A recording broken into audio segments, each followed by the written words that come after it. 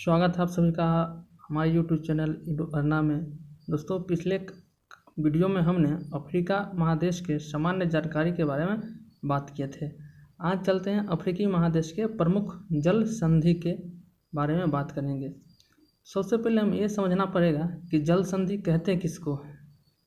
तो जल संधि वैसे क्षेत्र को कहते हैं जो दो सागरों या महासागरों को जोड़ता है तथा दो भूमि क्षेत्र को अलग करता है, उसे जल संधि कहते हैं। यानी जल संधि जो है दो सागरों को जोड़ता है और दो भूमिगत क्षेत्रों को अलग करता है। जल संधि का आकार किसी डमरू जैसा होने के कारण इसे जलडमरू भी कहा जाता है। जल संधि का जो आकार होता है वह एक डमरू के आकार के जैसा होने के कारण उसे जलडमरू भी। अफ्रीकी महादेश के 3 प्रमुख जल संधि हैं। इसमें पहला है जिब्राल्टर संधि।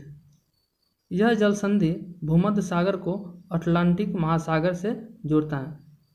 यह सागर किस दो महासागरों को जोड़ता है? एक है भूमध्य सागर और दूसरा है अटलांटिक महासागर। और यह दो देशों को अलग करता है, जिसमें एक है मोरक्को और दूसरा है स्पेन। यह दो देशों को अलग करता है। जिब्राल्टर जल संधि को भूमध्य सागर की कुंजी भी कहा जाता है। जिब्राल्टर जल संधि जो है उसको भूमध्य सागर की कुंजी भी कहा जाता है। अब दूसरा जल संधि के बारे में बात करेंगे, उसमें है बाब अल मानदेव जल संधि। यह जल संधि लाल सागर को अदन की खाड़ी से जोड़ता है तथा इरिट्रिया, जिबूती तथा यमन या कहें तो हॉर्न ऑफ अफ्रीका को अलग करता है।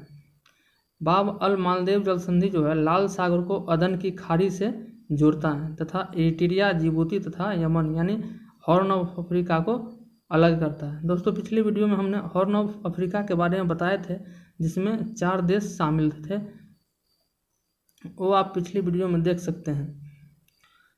तीसरे अफ्रीकी महादेश के जल संधि के बारे में बात करें तो है मोजाम्बिक जल संधि। यह मोजाम्बिक और मेडागास्कर को अलग करता है। यह जल संधि जो है मोजाम्बिक, वो मोजाम्बिक देश और मेडागास्कर को अलग करता है। अगर मैप पर ये तीनों जल संधि का देखें दोस्तों, अगर मैप पर जिब्राल्टर जल संधि को देखें तो जिब्राल्टर जल संधि जो है यह भूमध्य सागर और अटलांटिक महासागर को जो है ये यहाँ पे जोड़ता है। और ये दो देश हो, मोरक्को जो है कि दक्षिणी अफ्रीका देश है और ये स्पेन जो है यूरोप का देश है, ये दोनों देशों को अलग करता है। अगर बात करें बाब अल मानदेव जल संधि को, तो ये जो है ये इसको जो है बाब अल मानदेव जल संधि कहते हैं। ये जो है लाल सागर और अडेन की खाड़ी को जो है जोड़ता है और यह हॉर्न ऑफ अफ्रीका को जो है यमन से अलग करता है, या कहें तो दक्षिणी अफ्रीकी महादेश को जो है एशिया महादेश से अलग करता है। तीसरी हमने पढ़े थे मोजाम्बिक जल संधि। मोजाम्बिक जल संधि जो है ये इस क्षेत्र को मोजाम्बिक जल संधि कहते हैं। ये जो है मोजाम्बिक जल संधि मोजाम्बिक देश और मेडागास्कर को अलग करता है। चलिए अब बात करते हैं अफ्रीकी महादेश के प्रमुख सागर के बारे में। अफ्रीकी महादेश में जो है 2 प्रमुख सागर से लगते हैं यह महादेश, जिसमें पहला है भूमध्य सागर। यह सागर जो है अफ्रीकी महादेश को यूरोप महादेश से अलग करता है। तो यहाँ पर जो है यह अफ्रीकी महादेश को यूरोप महादेश से जो है अलग करता है। अगर भूमध्य महासागर के जो है द्वीप के बारे में बात करें, इसमें पश्चिमी साइप्रस, रोडस, क्रीट, माल्टा, सार्डिनिया और कार्सिका जो है ये भूमध्य सागर के प्रमुख द्वीप हैं। इसमें गिरने वाली नदी के बारे में बात करें तो इसमें प्रमुख नदी हैं नील, टाइबर, आर्नो, रोन इत्यादि नदी जो है भूमध्य सागर में गिरती हैं। चलिए अब अफ्रीकी महादेश से लगने वाले दूसरे सागर के बारे में बात करते हैं। जिसमें दूसरा सागर है वो लाल सागर। यह सागर अफ्रीकी महादेश को एशिया महादेश से अलग करता है। दोस्तों, ये किस 2 देशों को अलग करता है, किस 2 महादेशों को अलग करता है? तो उसमें है अफ्रीकी महादेश और दूसरा है एशिया महादेश। अगर नोट में याद करें तो इसमें है लाल सागर का पानी जो है लाल नहीं है, लाल सागर का पानी जो है लाल नहीं है, बल्कि इसमें पाए जाने वाले ट्रैकोडेस्मिनियम नाम के साइनोबैक्टीरिया के कभी कभी संख्या बढ़ने पर इसका पानी जो है लाल रंग का दिखता है। लाल सागर का नाम उसके पानी के लाल होने के कारण नहीं, बल्कि इसमें एक साइनोबैक्टीरिया है जो कभी कभी इसकी संख्या बढ़ने पर जो है इसका पानी का रंग लाल दिखता है, इसलिए इसे लाल सागर कहा जाता है। चलिए अब अगले टॉपिक, अब हम अफ्रीकी महादेश के लैंडलॉक कंट्री के बारे में बात करेंगे। लैंडलॉक कंट्री, लैंडलॉक कंट्री क्या होता है? तो ऐसे देश जिसका सीमा किसी सागर या महासागर से नहीं लगता है और वह जो है चारों तरफ एक भूमिगत क्षेत्र से घिरा होता है। तो उसमें जो है प्रमुख क्षेत्र अफ्रीका महादेश का प्रमुख लैंडलॉक कंट्री के बारे में बात करें तो उसमें एक माली है, बुर्किना फासो और अन्य सारे देश हैं उसमें शामिल हैं। चलिए आप बात करते हैं अफ्रीकी महाद्वीप के प्रमुख झील के बारे में। दोस्तों अफ्रीकी महादेश के प्रमुख झील की बात करें तो उसमें सबसे प्रमुख विक्टोरिया झील है। विक्टोरिया झील के बारे में अगर बात करें तो इसका विस्तार जो है युगांडा, केन्या और तंजानिया में है। विक्टोरिया झील का विस्तार कहाँ कहाँ है? तो युगांडा, केन्या और तंजानिया। यह हमें याद रखना होगा। चलिए उसके दूसरे पॉइंट के बारे में बात करें तो इस झील से जो है नील नदी का उद्गम होता है। इसी विक्टोरिया झील से जो है नील नदी का विस्तार होता है। तीसरी पॉइंट के बारे में बात करें तो यह अफ्रीका महादेश का सबसे बड़ा तथा विश्व का तीसरा सबसे बड़ा मीठे पानी का झील है। विक्टोरिया झील जो है यह अफ्रीकी महादेश का सबसे बड़ा और विश्व का तीसरा सबसे बड़ा मीठे पानी का झील है। अगर चौथे पॉइंट के बारे में बात करें विक्टोरिया झील के बारे में तो यह झील जो है विषुवत रेखा पर स्थित है। विषुवत रेखा जो है वह जो है विक्टोरिया झील पे को काटती हुई जो है जाती है। चलिए अब दूसरे झील के बारे में बात करें। दूसरा झील है तंजानिया का झील।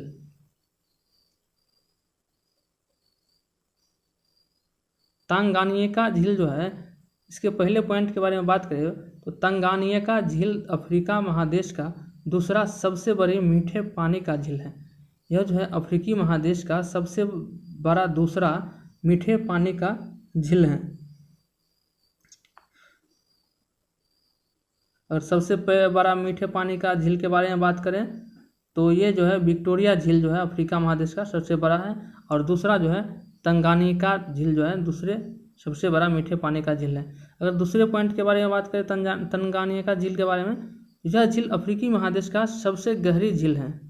यह जो है अफ्रीकी महादेश का सबसे गहरी झील है, जबकि सबसे बड़ा झील जो है ये विक्टोरिया झील है। तीसरी पॉइंट के बारे में बात करें तो यह विश्व की दूसरी सबसे गहरी झील है। यह झील जो है तंगानिका, यह विश्व की दूसरी सबसे गहरी झील है। यह विश्व की सबसे लंबी मीठे पानी का झील है। सबसे बड़ा नहीं यहाँ पर है, बल्कि सबसे लंबे जो है मीठे पानी का झील है। इसका विस्तार क्षेत्र जो है 4 देशों में है। पहला में है तंजानिया, बुरुंडी, जायरे और जाम्बिया तक जो है इसका विस्तार है। चलिए इसको मैप पर देखें तो यह कहाँ स्थित है, चलिए देखते हैं इसके बारे में। चलिए दोस्तों हम देखते हैं कि मैप पर विक्टोरिया झील कहाँ स्थित है। तो विक्टोरिया झील के बारे में हमने बताया था, यह जो है युगांडा, केन्या और तंजानिया में इसका विस्तार है। तो युगांडा, केन्या और तंजानिया में इसका विस्तार है। तो ये जो है आपका विक्टोरिया झील हो गया। इसके जो है विस्तार जो है देख रहे होंगे आप, केन्या, युगांडा और तंजानिया में। अब चलिए देखते हैं तंगानिका झील के बारे में। तंगानिका झील के बारे में हमने आपको इसके विस्तार के क्षेत्र के बताए थे। उसमें तंजानिया, बुरुंडी, जायरे और जाम्बिया तक है। देखिए कहाँ स्थित है इसमें। पहला तंजानिया, बुरुंडी और तीसरा में है जायरे, जो कि कांगो प्रजातांत्रिक गणराज्य को जायरे भी कहा जाता है, तो जायरे में है। और तीसरा है जाम्बिया। जाम्बिया तक जो है इसका विस्तार है, यहाँ तक।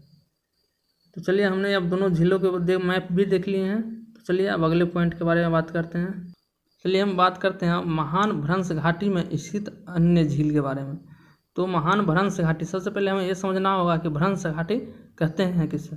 दोस्तों, जब एक ओर की शिलाएं दूसरी ओर की शिलाओं की अपेक्षा नीचे या ऊपर चली जाती हैं, इसे ही भ्रंश घाटी कहते हैं।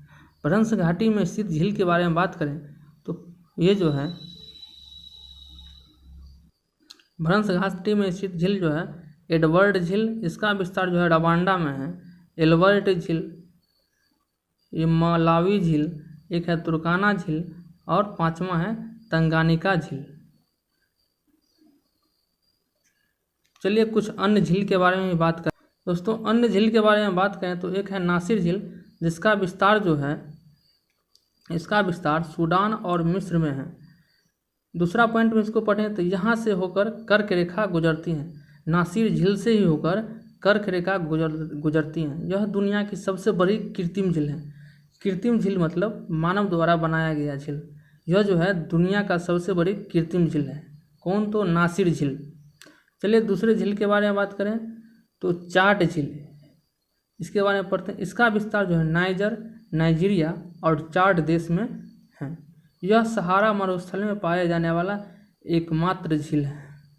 चाड झील जो है इसका विस्तार क्षेत्र जो है नाइजर, नाइजीरिया और चाड देश में है। और यह मरुस्थल, सहारा मरुस्थल में पाए जाने वाला एकमात्र झील है। चलिए वोल्टा झील के बारे में बात करें। इसका विस्तार जो है जिबूती में है। यह अफ्रीका के सबसे निम्न बिंदु पर स्थित है। निम्न बिंदु का मतलब सबसे अंतिम बिंदु पर स्थित झील है। कौन? तो वोल्टा झील। यह जिबूती में स्थित है। जिबूती कंट्री जो है हॉर्न ऑफ अफ्रीका के एक पार्ट हैं। चलिए अब देखते हैं अफ्रीकी महादेश के घास के मैदान। दोस्तों, हम बात करते हैं अफ्रीकी महादेश के घास के मैदान के बारे में। तो अफ्रीकी महादेश में के जो घास का मैदान है वो प्रमुख रूप से दो है, एक सवाना और दूसरा बेल्ड। सवाना घास का मैदान मुख्य रूप से पूर्वी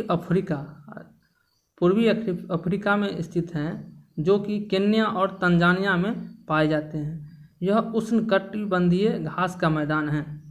अगर एग्जाम में पूछा जाए कि सवाना घास का मैदान किस कटिबंध में स्थित है तो आपको जवाब देना होगा उष्णकटिबंध में स्थित है।